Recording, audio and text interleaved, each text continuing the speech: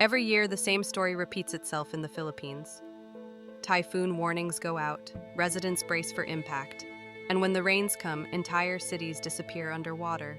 Families scramble to rooftops, children clutch their belongings in plastic bags, and the floodwaters rise, swallowing homes, livelihoods, and lives. But here's what makes this tragedy even more devastating.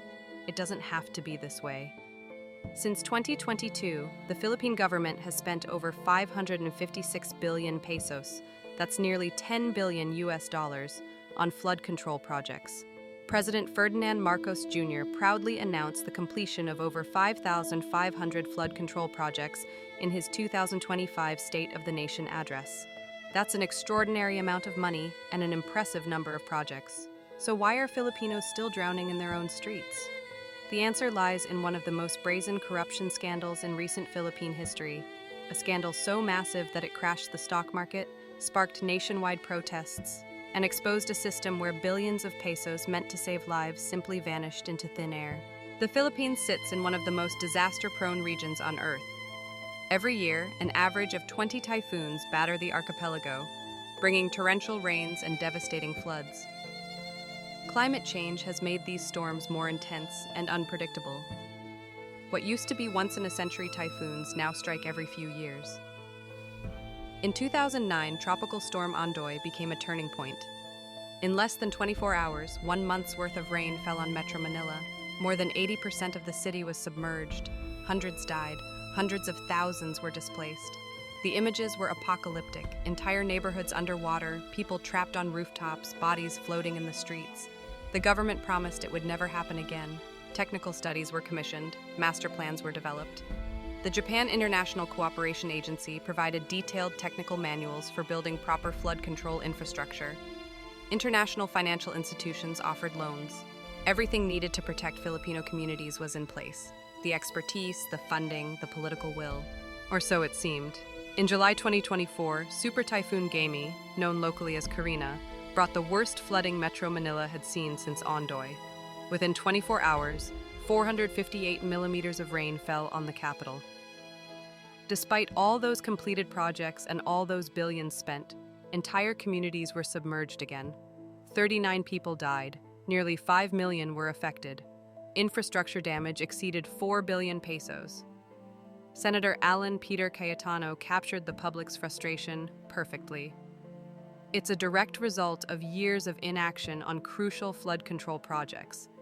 This delay isn't just a failure, it's a disservice to our communities that are now left unprotected and vulnerable.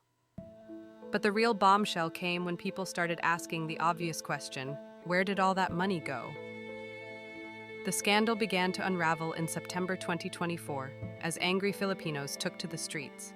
The protests, which began during the commemoration of the 1972 declaration of martial law, soon evolved into a broader movement demanding accountability for the flood control fiasco. On September 21, 2025, tens of thousands marched in what became known as the Trillion Peso March, a reference to the staggering amounts of money that had been allocated to flood control but seemingly evaporated without protecting anyone. What investigators discovered was shocking even by Philippine standards, and this is a country that's no stranger to corruption scandals. The Commission on Audit began investigating flood control projects in Bulacan province, which had received nearly 45% of Central Luzon's 548 billion peso flood control budget since 2022. What they found was systematic theft on an industrial scale. Ghost projects were everywhere. These are projects that appear in government records as completed and paid for, but don't actually exist. President Marcos himself inspected one such ghost project in Bulacan and publicly acknowledged its non-existence. Imagine that, the president of the country having to verify whether infrastructure his government claimed to have built actually exists. But ghost projects were just the beginning. Investigators found projects that were technically built, but were so shoddily constructed they collapsed within hours when the first typhoon struck. In Bulacan and Pampanga, residents were promised new flood barriers. When a recent typhoon hit, the water broke through weak embankments within hours. Entire villages were submerged, leaving families stranded on rooftops, exactly what the projects were supposed to prevent. The numbers tell a devastating story. In September 2025, the Commission on Audit identified 4 flood control projects in Bulacan, collectively valued at 389.6 million pesos, and submitted fraud audit reports concerning them to the Office of the Ombudsman. By the end of that month, COA reported that officials and contractors from the Department of Public Works and Highways in Bulacan could face graft and malversation charges over 360 million pesos in fraudulent flood control projects. But those are just the cases where evidence was solid enough to file charges. The real scale of theft was far larger. Greenpeace estimated more than 13 billion pesos were misused in 2023 alone. The government's own estimates put losses at 1.48 billion pesos in just 2 years. And those are conservative figures. Former engineers testified before Senate inquiries, revealing the mechanics of the corruption. Construction materials were systematically downgraded. If a project called for high-quality concrete, contractors would use substandard materials and pocket the difference. Costs were massively inflated. A project that should cost 10 million pesos would be billed at 20 or 30 million, with the excess divided among corrupt officials. The kickback system was brazenly systematic. Former engineers testified that kickbacks reaching 20% or more of project budgets were standard practice. Some estimates suggest corruption in public works reaches up to 70%. Think about that for a moment. For every 100 pesos allocated to save Filipino lives from flooding, 70 pesos goes into someone's pocket. One engineer who testified described being told to downspec, reduce the specifications and quality of materials, because someone wanted a 40% cut. When engineers protested, they were told to make do with what was left or lose the contract entirely. The corruption operated through a sophisticated hierarchy. At the bottom were the contractors who did the actual work, or in many cases didn't. Above them were district engineers who approved substandard work and falsified completion reports. Higher up were officials at the Department of Public Works and Highways who signed off on ghost projects. At the top were legislators who inserted projects into the budget and received the largest shares of the illegal proceeds. 2 contracting families became symbols of the scandal. The Discaya family, whose companies cornered over 31 billion pesos in flood control projects during Marcos Jr.'s first 3 years in office, had zero revenue in 2015. By 2021, they were earning about 16 billion pesos annually from government contracts. The Ko family secured 15.7 billion pesos while holding the legislative purse strings through the House Appropriations Committee. One particularly galling incident involved Jamie Cruz, daughter of Noel Cruz, owner of Santo Cristo Construction and Trading Inc. The company had secured at least 3.5 billion pesos worth of flood control projects from 2022 to 2024. In 2025, a video surfaced showing Jamie displaying a luxury Chanel bag. While she wasn't directly implicated in corruption, the video sparked public fury. Here were billions meant to protect poor communities from floods, and the contractor's daughter was flaunting luxury goods on social media. She quickly deactivated her YouTube channel and set her Instagram to private, but the damage was done. The image perfectly captured the disconnect between those profiting from disaster funds and those drowning because those funds never reached their intended purpose. The scandal had economic consequences that rippled far beyond the immediate theft. Due to the flood scandals, the Philippine peso weakened as the Philippine Stock Exchange Index fell by 1.5% for 7 straight sessions, reaching a 5-month low in September 2025, the worst performance since December 2024. The Securities and Exchange Commission stated that the scandals had impacted public confidence in the country. Initially, the SEC revealed that 1.7 trillion pesos in market value of Philippine Stock Exchange-listed companies had been wiped out in 3 weeks from August 11th to August 29th, 2025, though this figure was later adjusted downward to 185 billion pesos after the initial estimate was found to be based on a fictitious industry report. The International Monetary Fund lowered the Philippines' 2025 growth forecast from 5.5% to 5.4%, citing concerns about governance and infrastructure effectiveness. But the real cost wasn't measured in stock market points or GDP percentages. It was measured in lives. An average of 212 people have died each year from weather-related disasters since Marcos took office in 2022. These aren't just statistics. They're mothers and fathers, children and grandparents, people with dreams and families who drowned because flood control systems that were supposed to protect them either didn't exist or collapsed when they were needed most. In 2022, Western Visayas saw 187 deaths from Cyclone Agaton, the highest death toll in a single calamity that year. By then, 5.59 billion pesos had already been spent on completed flood control projects in the region. In 2024, Cyclone Christine and Leon left 74 dead in Calabarzon, with another 32 deaths from other calamities. The region had reported 37.13 billion pesos in completed projects. Billions spent, hundreds dead. The gap between investment and outcomes couldn't be starker. The corruption didn't just steal money, it stole the possibility of survival. And the theft continues even as the floodwaters rise. While corruption is the headline story, the flooding crisis in the Philippines has deeper structural roots that would challenge the country even without theft. Metro Manila's drainage system is a relic from another era. Most of the drain pipes were built in the 1960s, designed for a city with a fraction of today's population. The infrastructure was engineered to handle typhoons that occurred once every 25 years. But today, what used to be 100-year typhoons hit every few years, and the climate is only getting worse. Urbanization has transformed the landscape in ways that make flooding inevitable.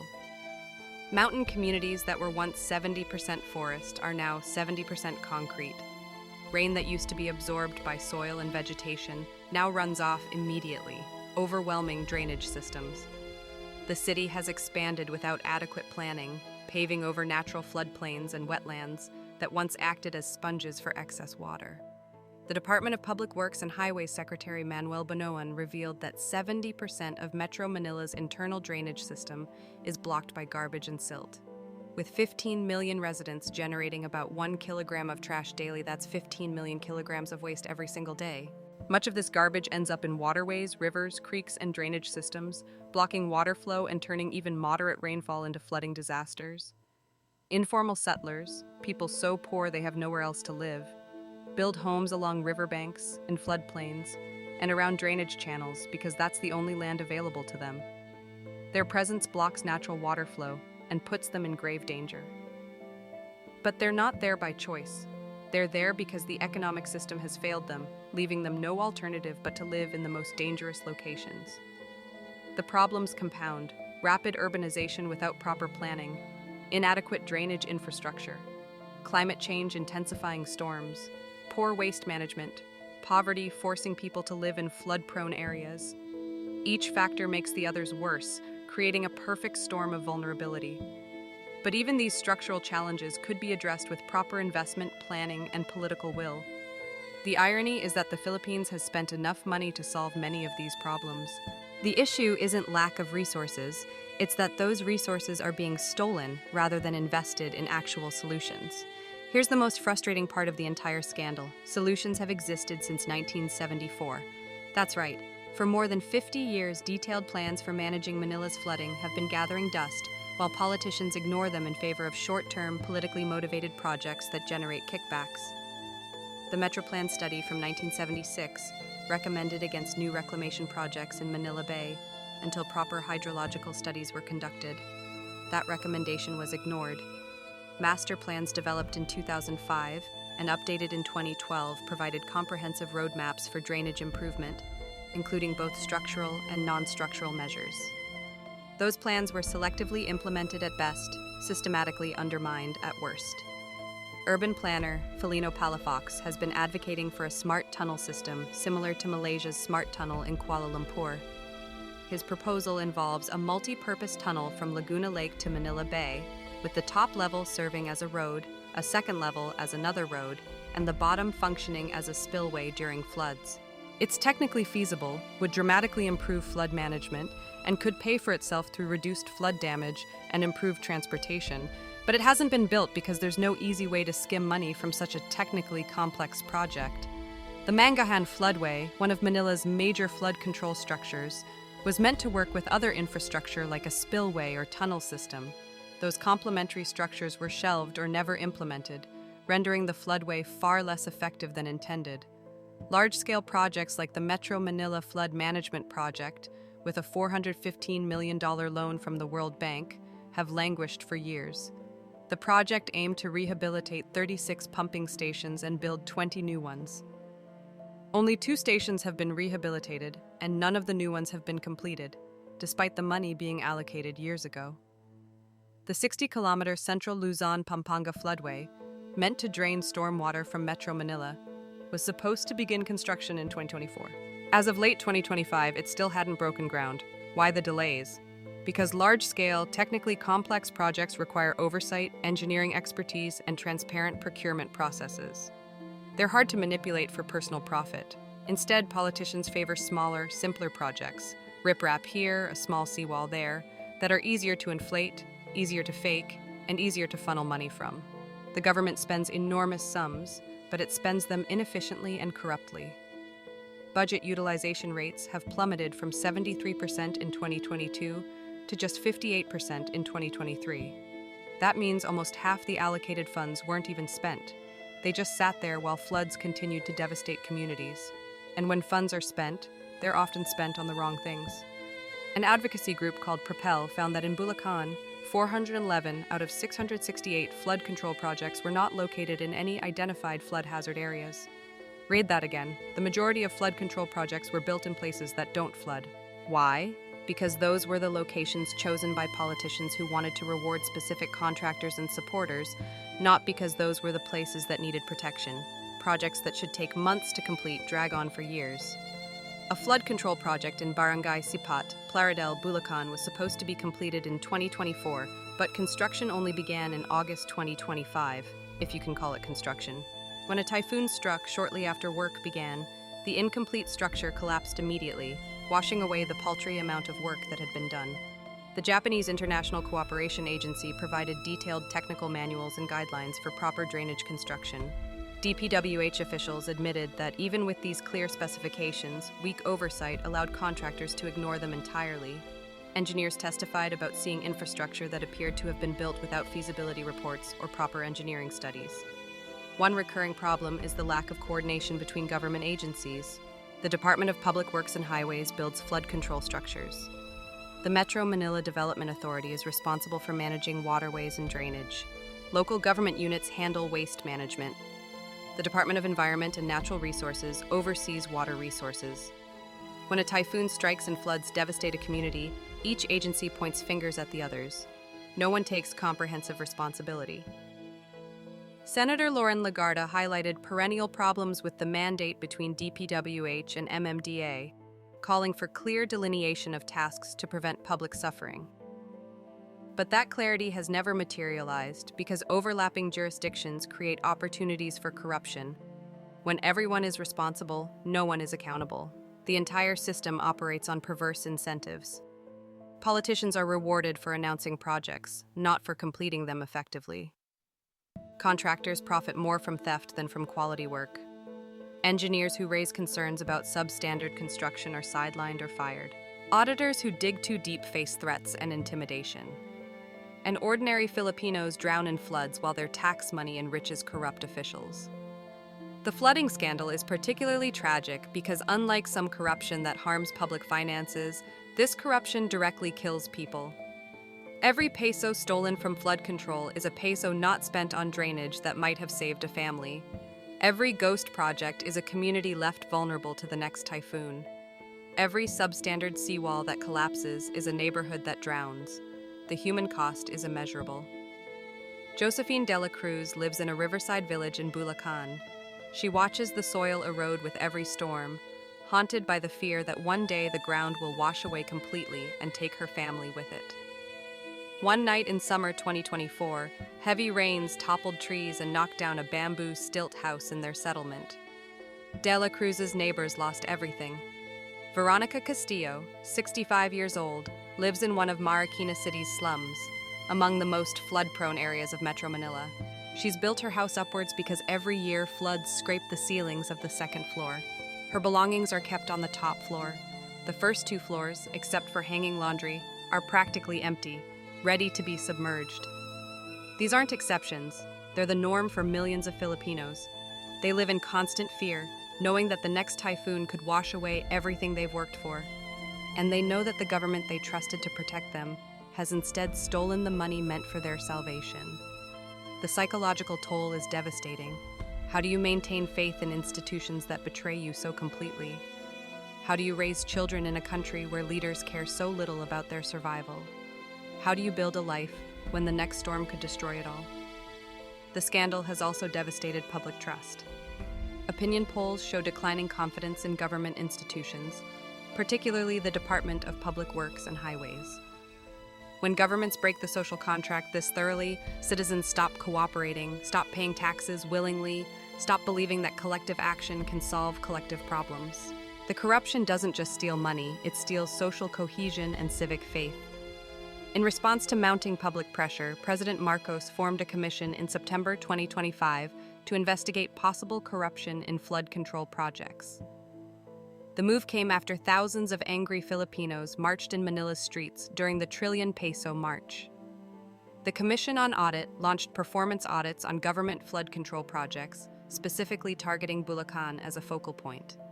By October 2025, several DPWH officials and contractors were facing graft and malversation charges. President Marcos vetoed 16.7 billion pesos worth of flood control projects in the 2025 national budget, deeming them inconsistent with the administration's priority programs. The cuts raised questions about which projects were genuine flood mitigation efforts and which were simply vehicles for corruption. But skepticism remains high. After all, the Marcos family has long been associated with corruption in the Philippines. Ferdinand Marcos Sr.'s regime was notorious for plundering public funds. Can the son credibly investigate the same system of corruption his family helped establish? Moreover, past investigations in the Philippines have often been performative. Splashy headlines and public testimonies followed by minimal actual accountability. Powerful politicians and their connected contractors frequently escape serious consequences. Cases drag on for years. Evidence mysteriously disappears. Witnesses become reluctant to testify. Eventually, public attention moves on, and so does the corruption. Several senators have expressed outrage and called for investigations. Senator Alan Peter Cayetano, Senator Loren Legarda, and Senator Chiz Escudero have all demanded accountability.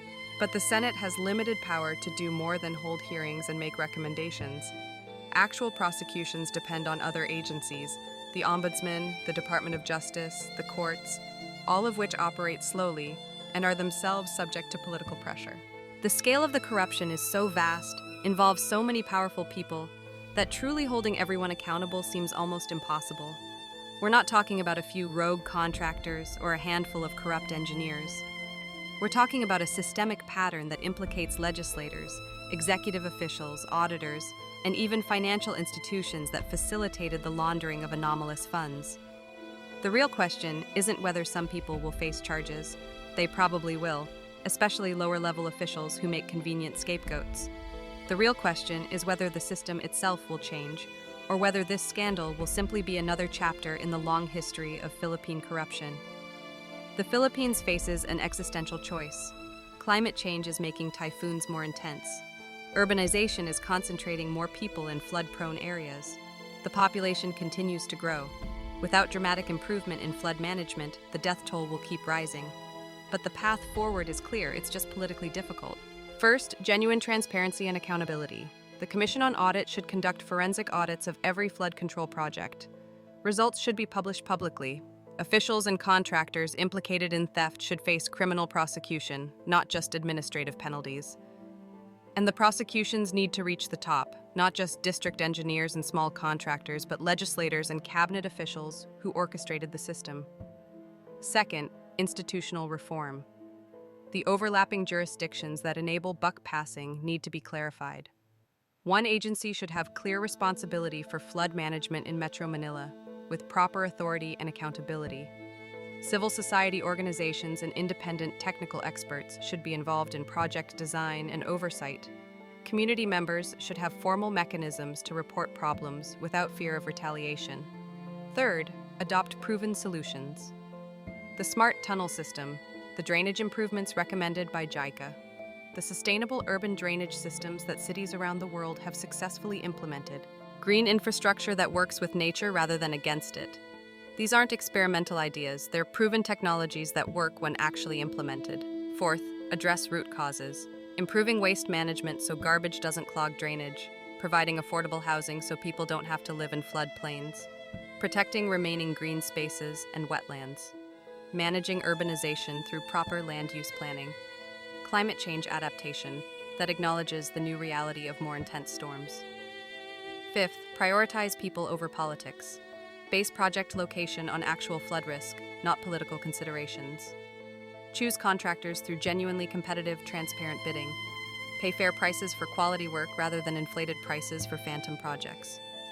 Measure success by reduced flooding and lives saved, not by press releases and ribbon cuttings. None of this is technically difficult. The Philippines has competent engineers, dedicated civil servants, and citizens who care deeply about their communities. What's lacking is political will, the courage to confront vested interests, disrupt corrupt systems, and prioritize public welfare over private profit.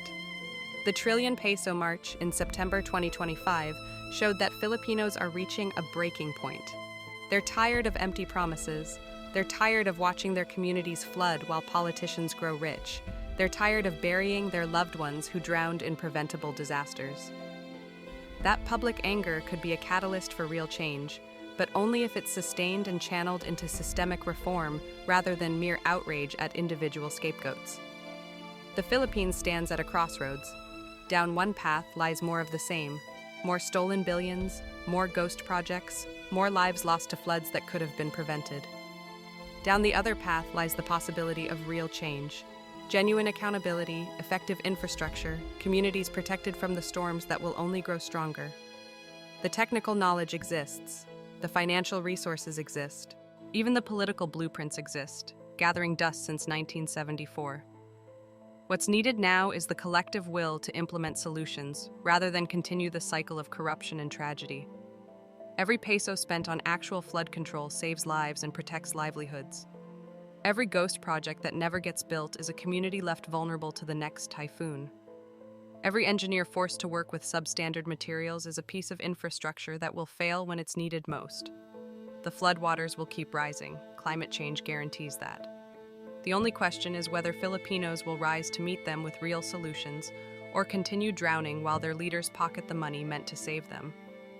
In a country regularly ranked among the world's most disaster-prone, in an era of intensifying climate change, in cities where millions live one storm away from catastrophe, flood control isn't a luxury or a political perk. It's a matter of survival. The Philippines has spent enough money to solve this problem. It has the expertise to solve this problem. It has the desperate need to solve this problem. The only thing standing between Filipino communities and effective flood protection is a corrupt system that values theft over lives. As the typhoon season continues and more storms approach, as floodwaters rise and families evacuate to higher ground, as another death toll mounts and another community mourns, one question haunts the Philippines: how many more must die before corruption becomes more expensive than doing the right thing? The answer to that question will determine whether the Philippines breaks the cycle or continues drowning in it.